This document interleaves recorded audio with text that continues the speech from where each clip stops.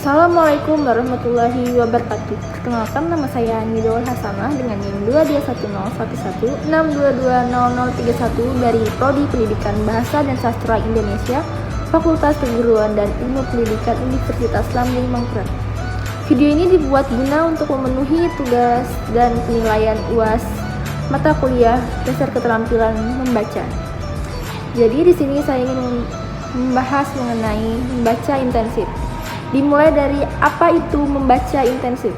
Membaca intensif pada umumnya adalah kegiatan membaca dengan cermat, teliti, dengan seksama. Model membaca ini digunakan untuk mencari informasi suatu bacaan. Adapun pengertian membaca intensif menurut para ahli, yang pertama menurut Lalrem Ruarti, yaitu membaca intensif adalah jenis membaca yang mengharuskan seseorang membaca informasi tertentu.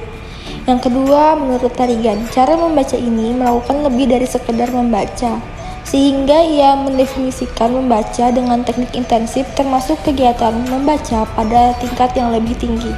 Dan yang terakhir, menurut Brown mendefinisikan cara ini sebagai membaca yang membutuhkan konsentrasi tinggi. Membaca kreatif dan cermat ketika membaca dengan intensif dapat digunakan untuk membaca sastra. Selanjutnya ada jenis-jenis membaca intensif. Itu ada 8. Yang pertama, membaca isi.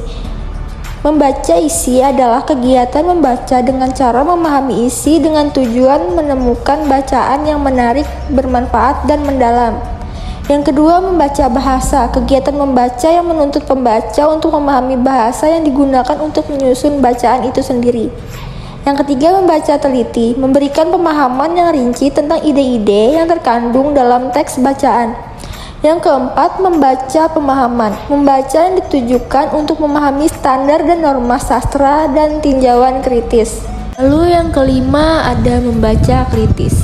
Jenis membaca yang bijaksana, disengaja, rinci, dan lebih dari sekedar mencari kesalahan. Yang keenam, membaca bahasa asing, bertujuan untuk meningkatkan kefasihan berbicara. Yang ketujuh, membaca ide. Kegiatan membaca yang bertujuan untuk menemukan, memperoleh, dan menggunakan ide-ide yang terkandung dalam bacaan. Dan yang terakhir ada membaca sastra. Kegiatan membaca karya sastra untuk kepentingan apresiasi maupun kepentingan penelitian.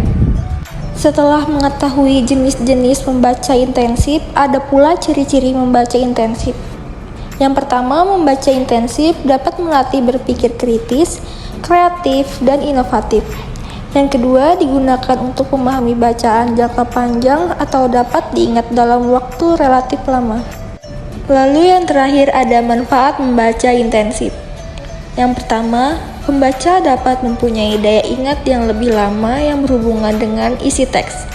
Yang kedua, pembaca akan menguasai isi teks secara mantap. Yang ketiga, pembaca dapat mengetahui latar belakang ditulisnya teks tersebut.